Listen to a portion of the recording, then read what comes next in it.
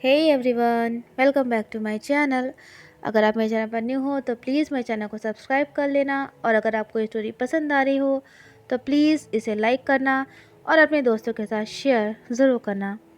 Okay friends, तो चलिए हम you have my soul function F का नेक्स्ट पार्ट शुरू करते हैं। लास्ट पार्ट में हमने देखा था कि विंग का जो हस्बैंड था शुएंग, उसने विंग के फ़ोन पर एक मैसेज किया और कहा कि उसे विंग से डिवोर्स चाहिए, और उसने डिवोर्स पेपर्स घर पर भिजवा दिए हैं। ये मैसेज विंग के लिए बहुत ही ज़्यादा शॉकिंग था। विंग खुद को संभाल नहीं पा रहा था कि जिस हस्बैंड के साथ विंग कुछ देर पहले तक उसका बर्थडे सेलिब्रेट करने के लिए सोच रहा था कि वो कैसे उसे खुश रखेगा, वही अब उसे डिवोर्स देने की बात कर रहा था। विंग ने अपनी स्कूटी स्टार्ट करी, पर वो स्टार्ट ही नहीं हो रही थी। बहुत ही ज़्यादा फ्रस्ट्रेट हो गया था विंग। वांगजी उसकी ऐसी हालत नहीं देख पा रहा था, उसे बहुत बुरा लग रहा था। उसे तुरंत विंग का हाथ पकड़ लिया और वो बोला, विंग प्लीज़ संभालिए आप खुद को। आप आप ऐसा नहीं कर सकते हो अपने साथ। लेकिन विंग वांगजी के किसी भी बात का कोई जवाब नहीं दे रहा था। तभी वांगजी ने विंग को झकझोरा और कहा, विंग मैं कुछ कह रहा हूँ ना आपसे, आप मेरी बात को सुनो, अपने आप को संभालो। आपका वो हस्बैंड आपके प्यार के और आपके साथ के लायक नहीं है, आपकी वफा के लायक नहीं है। कितनी आसानी से उसने आपको डिवोर्स पेपर्स भेज दिए, ये भी नहीं सोचा कि आप पर क्या बीतेगा, आपको कैसा फील होगा, इतने साल की शादी का क्या होगा। विंग का गुस्सा, उसकी सैडनेस और ज़्यादा बढ़ती ही जा रही थी। वो बोला, लेंजन मेरा हाथ छोड़ो, मुझे जाने दो। लेकिन वांगजी विंग का हाथ छोड़ने के लिए बिल्कुल भी तैयार नहीं था, क्योंकि वो जानता था कि विंग अभी स्टेबल कंडीशन में नहीं है। विंग ने तभी वांगजी को अपने से दूर पुश कर दिया और कहा, लेंजन तुम्हें पता ही क्या है, हाँ तुम्हें पता क्या है मेरे बारे में, मेरे हस्बैंड के बारे में। मैं अपने हस्बैंड से रिक्वेस्ट करूँगा, अपने रिश्ते को बचाने के लिए अगर उसके पैरों में भी गिरना पड़ा ना तो मैं वो भी करूँगा। मुझे पता है कि मुझसे मुझसे कोई गलती हो गई होगी, जो मेरे हस्बैंड ने मुझसे ऐसी बात बोली। मेरे हस्बैंड तो मुझसे बहुत बहुत प्यार। लेकिन विंग आगे की बात कंप्लीट नहीं कर सका, नहीं बोल सका, क्योंकि सच तो ये था कि बीते 5 सालों में शुयांग और उसके बीच में हस्बैंड वाइफ जैसा कोई भी रिश्ता डेवलप नहीं हो पाया था। जब भी विंग शुयांग के करीब जाने की कोशिश करता था तो उस वक्त शुयांग अपनी बीमारी या किसी और चीज़ का बहाना करके विंग से दूर हो जाता था, और अक्सर उसके पास ये बहाने होते थे कि उसे काम के सिलसिले में बाहर जाना पड़ रहा है, और इसी वजह से शुयांग साल के लगभग 6 से 7 महीना घर नहीं आता था। लेकिन विंग को कहीं ना कहीं एक उम्मीद थी कि एक दिन सब कुछ ठीक हो जाएगा, लेकिन आज वही उम्मीदें पहाड़ की तरह बिखर गई थी। विंग हर चीज़ को समझना चाह रहा था, लेकिन उसकी कंडीशन ऐसी थी कि वो कुछ भी सोचने समझने की हालत में नहीं था। वो बोला, लैंसन तुमने मेरी जान बचाई, उसके लिए मैं तुम्हारा बहुत शुक्रगुजार हूँ, बहुत थैंकफुल हूँ। लेकिन लेकिन ये मेरी पर्सनल मैटर है, इसमें तुम्हें बोलने की कोई ज़रूरत नहीं है। मैं नहीं चाहता कि तुम कुछ भी बोलो। तभी वांगजी ने विंग को अपनी बाहों में भर लिया और कहा, विंग आप आप कब तक अपने आप को ब्लेम करते रहोगे, हाँ? वो शुयांग आपका वो हस्बैंड, सो कॉल्ड हस्बैंड, आपकी पीठ पीछे न जाने कितने और ओमेगास के साथ रिलेशनशिप में है। आपको क्या लगता है कि वो घर क्यों नहीं आता था, हाँ? कभी सोचा है आपने इस बारे में? विंग ने तभी वांगजी को अपने से दूर पुश किया और उसके गाल पर स्लैप कर दिया। विंग बोला, लेंसन मैंने कहा ना, मेरे पर्सनल मैटर्स में दखल मत दो। I don't need your any advice. तभी वांगजी बोला, विंग अगर मुझे मुझे थप्पड़ मार के, मुझ पर चिल्ला के आपका गुस्सा कम होता है ना, तो आप मुझे और मार लो, आप मुझे और थप्पड़ मार लो, लेकिन प्लीज़ अपनी आंखें खोलो, देखो सच्चाई क्या है, उसको बर्दाश्त करो, एक्सेप्ट करो। आपके हस्बैंड ने कभी भी आपसे प्यार नहीं किया। प्लीज़ अपने आप को संभालिए और इस चीज़ को समझिए, इसका सामना करिए, इससे भागिए मत। विंग बुरी तरह से रो रहा था। सब कुछ नॉर्मल तो चल रहा था उसकी लाइफ में, अचानक से उसकी लाइफ में इतना सब कुछ कैसे बदल गया? क्या सच में शुयांग ने कभी उससे प्यार नहीं किया था? क्या सच में वो अभी तक बस एक झूठी उम्मीद लगाकर बैठा हुआ था?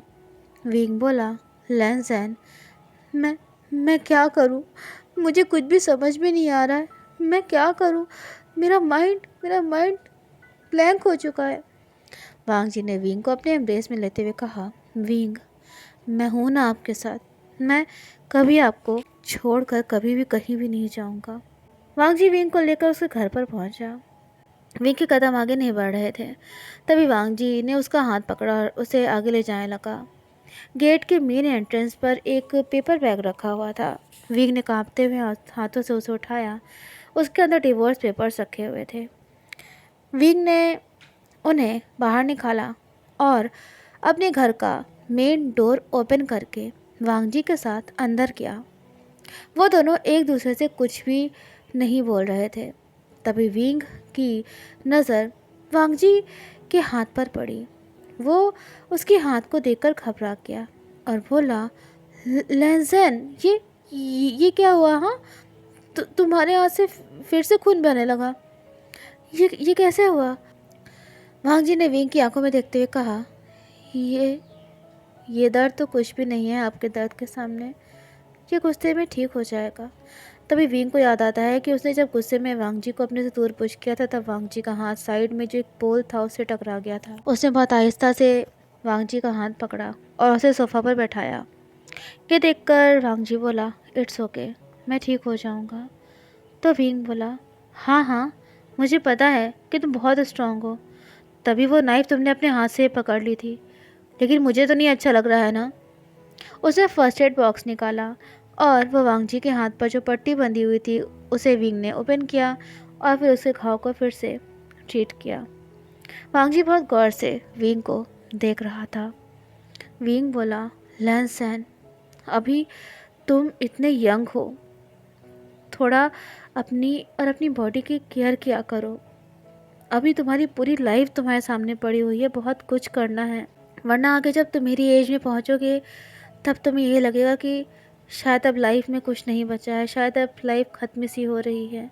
विंग की आवाज़ हैवी होने लगी थी। वो बोला, लैंसन, मैं भगवान से प्रे करूँगा कि तुम हमेशा खुश रहो, तुम्हें एक अच्छा लाइफ पार्टनर मिले जो तुमसे बहुत बहुत प्यार करे, तुम्हारा साथ दे, तुम्हारी केयर करे, तुम्हारे बर्थडे को याद रखे और कभी तुम्हारी लाइफ में मेरी जैसी सिचुएशन ना हो, कभी ऐसा फेस तुम्हें ना करना पड़े कुछ भी। उसकी आंख से आंसू की तभी एक बूंद नीचे गिरी, जिसे वांग जी ने अपने हाथ में थाम लिया। विंग बोला, लैंसन, काश काश मैं। तभी वांग जी ने विंग का फेस अपनी तरफ किया और उसकी आंखों में जो आंसू बह रहे थे उन्हें पूछा। वांग जी ने विंग की आंखों में देखते हुए कहा, अगर अगर मैंने अपना लाइफ पार्टनर ऑलरेडी चूज़ कर लिया हो, लेकिन वो पर्सन इस बात से अनजान हो, तो मुझे क्या करना चाहिए? अगर मैं उससे ये कहूँ कि मैं उससे बहुत प्यार करता हूँ, तो वो कैसे रिएक्ट करेगा? अगर मैं उससे अपने दिल की बात कहूँगा, तो क्या वो मेरे प्यार को एक्सेप्ट करेगा? अगर मैं उससे ये कहूँ कि हमारे बीच में 12 साल का एज गैप है, तो भी क्या वो मेरे प्यार को एक्सेप्ट करेगा, मुझसे शादी करेगा? क्या वो? विंग शॉक्ड हो गया। जिस तरह से वांग जी उसकी आंखों में देख कर ये सारी बातें कह रहा था, ऐसा लग रहा था कि जैसे वो ये सब विंग से ही कह रहा था, और सच भी तो यही था ना। भले ही विंग ऐसा सोच रहा था, लेकिन सच यही था। वांग जी विंग से बेइंतहा मोहब्बत करता था और विंग इस बात से अनजान था। तभी वांग जी बोला, बताइए ना विंग, क्या आप मेरे प्यार को एक्सेप्ट करोगे, मेरी फीलिंग्स को एक्सेप्ट करोगे? क्या आप मुझसे शादी करोगे? मैं आपको प्यार करना चाहता हूँ, जैसे एक लवर अपने लवर को करता है, जैसे एक हस्बैंड अपनी वाइफ को प्यार करता है। मैं आपको अपना ओमेगा मार्क करना चाहता हूँ। क्या आप? तभी विंग ने एकदम से वांग जी का हाथ धीरे से अपने से दूर कर दिया और सोफा पर से खड़ा हो गया और बोला, लैंसन, ये तुम क्या कह रहे हो? हाँ, मैं ऑलरेडी मैरिड हूँ। तुम ऐसा सोच भी कैसे सकते हो? और वैसे भी हम एक दूसरे को जानते ही कितना है। और सबसे बड़ी बात लैंसन, कोई मतलब नहीं है तुम्हारी बातों का। मुझे नहीं पता कि तुम ऐसा क्यों सोच रहे हो, लेकिन मैं तुम्हारे बारे में ऐसा बिल्कुल भी नहीं सोचता हूँ। तभी वांग जी सोफा पर से उठा और उसने विंग को पीछे से अपने गले से लगा लिया और कहा, आपने मुझसे वादा किया था कि आप कभी भी मुझे छोड़कर नहीं जाओगे। और मैंने जब आपसे कहा था कि बड़े होकर मैं आपसे शादी करूँगा, तो आपने हाँ भी कहा था। विंग को एक अजीब सी बेचैनी हुई थी। वो बोला, मैंने मैंने कब कहा ये सब? वांग जी ने विंग की कमर पर अपनी पकड़ को और मजबूत कर दिया और कहा, विंग, मैं वही वांग जी हूँ जिसे उस दिन गोली लगने से आपने बचाया था, जिसकी जान आपने बचाई थी। आप मुझे भूल गए, लेकिन मैं आपको कभी नहीं भूल पाया। विंग, आप आप कैसे मुझे भूल गए? सो फ्रेंड्स, आज का ये पार्ट आपको कैसा लगा मुझे कमेंट्स में ज़रूर बताइएगा और प्लीज़ मेरे चैनल को सब्सक्राइब करना मत भूलिएगा। मिलते हैं नेक्स्ट वीडियो में। Till then take care and have a nice day everyone.